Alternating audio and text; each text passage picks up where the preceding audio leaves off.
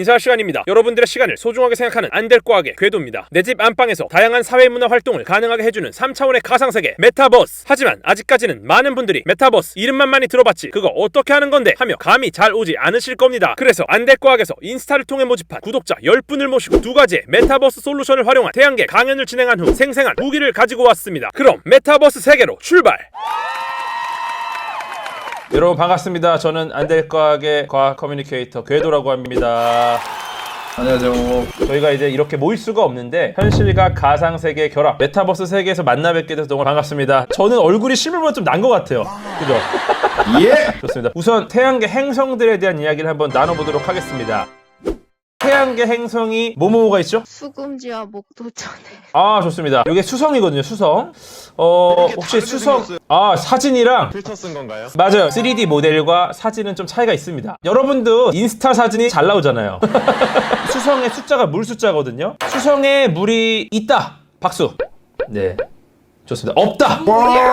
수성에는 물이라고 했지만 여기에는 얼음이나 수증기도 다 포함입니다. 얼음이나 물이 있기에는 수성이 태양에 너무 가깝죠. 수성은 자전축이 거의 기울어져 있지가 않아요. 양꼬치 가면은 꽃이 굽지 않습니까? 돌려가면서 구워도 끄트머리가 잘 안 익어요. 그냥 기울어져 있지 않기 때문에 가운데는 잘 익으나 끄트머리는 잘 안 익는다. 이게 양꼬치 한계인데 수성도 마찬가지입니다. 자전축이 기울어져 있지 않기 때문에 과거에 얼음으로 된 천체들이 부딪혀서 얼음을 갖고 왔는데 자전축이 기울어지지 않기 때문에 절대 해가 안 비쳐요. 대기가 없기 때문에 에너지 순환도 안 돼요. 그러니까 얼음은 녹지 않고 수성이 잘 가지고 있다는 거죠. 예, 수성을 떠나 금성으로 갑니다. 금성 평균 온도 464도, 최고 온도 500도, 대기압 지구의 90배입니다. 탐사선을 보내는 족족 고장이 나는 거예요. 500도까지 올라갈 줄 몰랐던 거죠. 야, 이거 굉장히 쉽지 않은 행성이구나 이렇게 생각을 했는데 최근에 미국하고 유럽이 금성 탐사를 재개했습니다. 마젤란호 이후 32년 만에 다시 금성으로 가고요. 유럽 우주국 2사 비너스 익스프레스 이후로 7년 만에 다시 갑니다. 왜 갈까요? 왜? 금성에 생명체가 존재할 가능성이 높다라는 증거가 나왔어요. 금성 대기 구름에서 미생물이 싼 똥 수소화합물 포스핀이란 걸 발견했어요. 똥이 있으면 뭐다? 너무나 명확한 생명체의 증거입니다. 증거. 고도 수십 킬로미터 상공의 온도가 지구랑 비슷해가지고 공기 중을 떠다니는 미생물이 살 수 있을 것이다. 이렇게 보고 있고 아마 탐사선이 가보면 알게 되지 않을까 기대하고 있습니다. 야, 지구로 갑니다. 지구.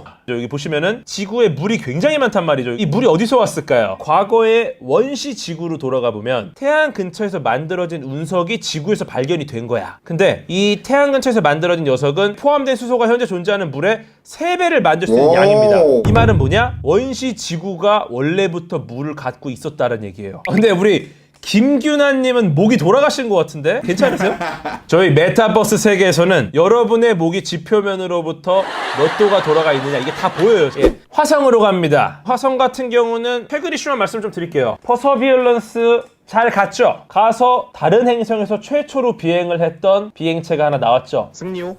승리호! 송중기가 갔군요. 화성에. 오, 승리요! 인제뉴어티가 또 갔죠. 화성 최초의 동력 비행을 했고 새로운 발견을 또 했습니다. 근데 또 최근에 재밌는 건 중국이 화성 탐사선 10-1호를 보냈는데 나사에서 보낸 탐사선들은 카메라를 들고 이동하면서 찍었어요. 그리고 일부 셀카를 찍었죠. 주룽이는 착륙선에서 10m 정도를 전진한 다음에 바닥에 카메라를 내려놨습니다. 그 다음에 다시 착륙선으로 돌아가요. 착륙선과 주룽이가 같이 셀카를 찍었습니다. 즉 화성 땅을 진짜 누비는 탐사차의 모습을 찍은 거예요. 예, 목성으로 갑니다. 목성부터 갑자기 엄청 커지지 않습니까? 화성과 목성 사이에 먼지가 급증하는 구간이 있어서 이 부스러기를 먹으면서 커지거든요. 그것 때문에 갑자기 차이가 나고, 그리고 이제 태양으로부터 가깝냐 뭐냐에 따라서 핵을 키울 수 있냐 못 키우냐 이런 차이도 있고 여러 가지 그런 차이들 때문에 목성이 대표적으로 가스 행성의 지표가 됐죠. 그리고 또 목성 하면 떠오르는 거 대적점이 있습니다. 대적점. 이 오른쪽에 있는 것 커다란 점 보이시죠? 여기는 폭풍이 치고 있다.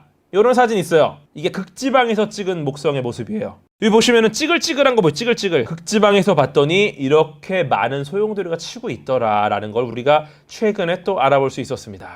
토성하면 뭐죠? 고리야. 그죠. 토성하면 고리다. 토성 고리 한번 간단히 보고 가겠습니다. 토성의 고리 왜 생겼는가? 행성 주위를 도는 위성이 행성의 중력에 의해서 흡수될 때 위성 표면에 있던 얼음층이 고리를 만듭니다. 로슈 한계라 그래가지고 기저력에 부서지지 않고 버티는 한계 거리가 있어요. 예를 들어 달이 로슈 한계 밖에 있기 때문에 얘가 안 부서지는 거거든요. 로슈안계 안으로 진입하면 위성이 산산이 부서지고 이렇게 고리 형태가 됩니다. 이 토성의 고리는 아마 로슈안계 안에서 부서졌을 가능성이 있다. 네, 이런 말씀을 드리고 싶고, 천왕성. 사실 이 천왕성부터는 아직 밝혀진 게 별로 없어요. 많지 않은데 천왕성의 특징, 해가 떠 있으면은 춥고 해가 지면 더워. 왜 그럴까요?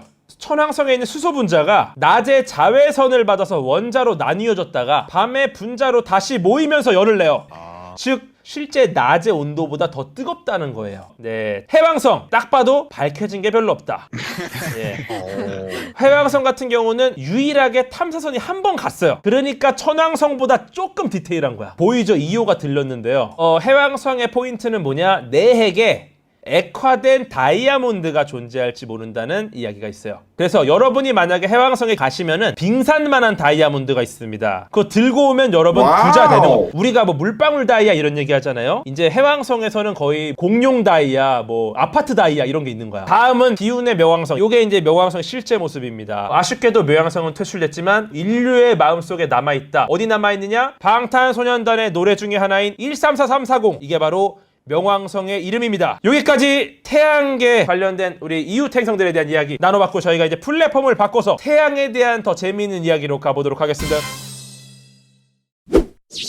렛츠고! 태양이 빛나는 이유, 정력학적 평형 때문인데요. 중력 때문에 수축을 하는 힘과 밀어내는 힘이 평형을 이룬 게 바로 태양 상태다. 태양의 나이가 46억 살이잖아요, 거의. 중력 수축과 내부의 열 에너지로만으로는 1500만 년밖에 못 빛나는데 어떻게 수십억 년 동안 태양의 빛을 낼 수 있었느냐? 바로 핵융합 반응 때문입니다. 단순히 평형을 이룬 게 아니라 수소가 헬륨이 되면서 생긴 질량 손실 때문에 그 질량만큼 에너지가 방출이 되면서 이걸로 다 중력을 버티면서 꽤 오랫동안 빛이 나게 된 겁니다. 그리고 지구를 중심으로 하늘 전체가 도는 게 바로 천동설이고요. 태양을 중심으로 지구를 포함한 모든 행성들이 다 같이 도는 게 바로 지동설입니다. 빗덕후 프톨레마이오스라는 사람이 있었어요. 옛날 하늘에 있는 빛을 열심히 봅니다. 태양을 비롯한 모든 행성들이 지구를 중심으로 돌고 있다. 근데 별의 위치가 조금씩 바뀐다는 거죠. 앞에 보시면은 금성의 다양한 위상 변화를 보여드리는 건데요. 지구가 중심이고 태양도 행성들과 함께 돌고 있다면은 태양 때문에 초승달이나 금음달로만 보여야 정상입니다. 근데 굉장히 다양한 모습이 나오는 게 바로 금성의 모습입니다. 네, 그래서 당시 과학자들이 그래서 어떻게 했냐면 끼워 맞추게 합니다. 천동설을 버릴 순 없어요. 관측된 결과를 천동설이랑 짜맞췄더니 이런 궤도가 돼버립니다. 우주를 돌고 있는 행성들의 궤도가 이렇게 복잡해졌어요. 이렇게 되면 관측된 결과랑 얼추 맞아. 근데 사실 이렇게 복잡한 궤도를 돈다라는 걸 믿을 수가 없었죠. 그러다가 폴란드의 천문학자 코페르니쿠스가 등판해서 돌파구를 발견합니다. 바로 지구가 중심이 아니면 되겠다. 그래서 갈릴레오 갈릴레이가 망원경을 개량해서 지동설을 뒷받침하는 증거를 관측했고, 케플러도 천동설로 설명이 어려웠던 현상들을 지동설로 설명을 하기 시작합니다. 과거의 천문학자들은 천동설로만 설명했는데 이제 지동설을 이용하는 천문학자들이 생기기 시작했다는 겁니다. 이제부터 태양에 대한 다양한 고민들과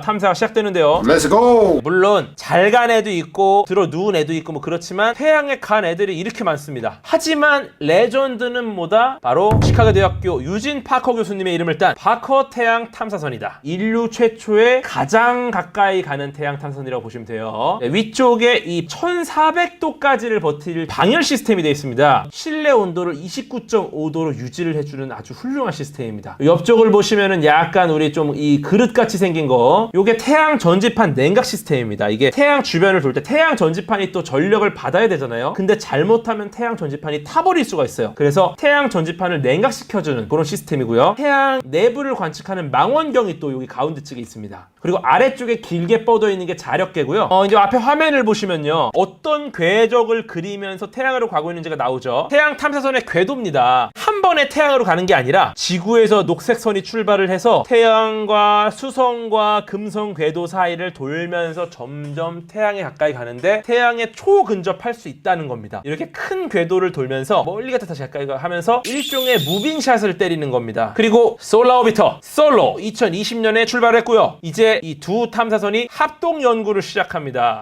바로 코로나입니다. 코로나가 태양 대기에서 가장 바깥쪽에 있는데 태양 표면보다 뜨거워요. 가스레인지에 불이 활활 타고 있는데 불에다 손을 대는 것보다 오히려 멀리 떨어져 있는 내 얼굴이 더 뜨거운 거예요. 이상하잖아. 그래서 이것을 이 태양 탐사선들이 분석을 해봤더니 태양 광구, 태양 표면에서 코로나로 분출되는 스피큘이라는 플라즈마 기둥이 있습니다. 얘가 원인인 것 같다라는 게 지금 결과입니다. 그러니까 낮은 쪽에 있는 대기의 질량과 에너지를 코로나로 실어 나른다. 이 말은 뭐냐? 스피큘을 통해 코로나가 고온의 에너지를 얻게 된다. 그 결과 코로나가 태양 대기 안쪽인 광구보다 더 뜨겁다. 그리고 또 흑점! 쉽게 설명드리면 태양의 자전 속도가 빨라지면서 태양의 자기장이 영향을 받아서 꼬이고 엉키면서 한 지점에 집중적으로 자기장이 강한 부분이 생겨나는 게 바로 흑점입니다. 이게 강한 자기장 때문에 태양 대류가 지체가 되기 때문에 온도가 낮아져서 그 부분이 까맣게 보이는 거예요. 재밌는 건 사람의 수명에 흑점이 영향을 준다는 사실 알고 계세요? 흑점이 적은 극소기에 태어난 사람들이 흑점이 많은 극대기에 태어난 사람들보다 평균 수명이 5.2년 정도 더 깁니다. 극대기의 자외선량이 늘어나서 지구 전체 자외선이 늘어나니까 세포와 DNA에 손상을 입혀서 건강과 생식에 영향을 줬을 것이다. 자외선과 관련이 있을 거라고 보는 거예요. 그래서 장수하려면은 태어나는 연도, 날짜도 흑점을 보고 점지를 받아야 돼요. 아시겠죠? 네, 여기까지 태양에 대한 재미있는 이야기들을 제가 전해드렸습니다. 감사합니다. 직접 메타버스 강연을 한번 진행을 해봤는데요. 점점 이 온택트 시대가 됐을 때 실제로 오프라인만큼의 그런 현실감과 몰입도를 주는 강연을 만나볼 수 있겠다, 네, 라는 기대가 듭니다. 궤도님 목소리도 되게 잘 들리고 3D 오브젝트로 이렇게 행성들 보니까 재밌었고, HMD 이 기계가 좀 더 가벼워지면 현실이랑 융합이 되지 않을까 이런 생각이 듭니다. 마지막으로 메타버스지만 한 분 한 분 프리허그를 해드리면서 뽀뽀는 안 됩니다. 뽀뽀는 안 예, 메타버스에서 이렇게 봤지만 코로나 상황이 좋아져서 오프라인에서 반갑게 인사를 드리도록 하겠습니다. 지금까지 안될과학의 궤도였습니다.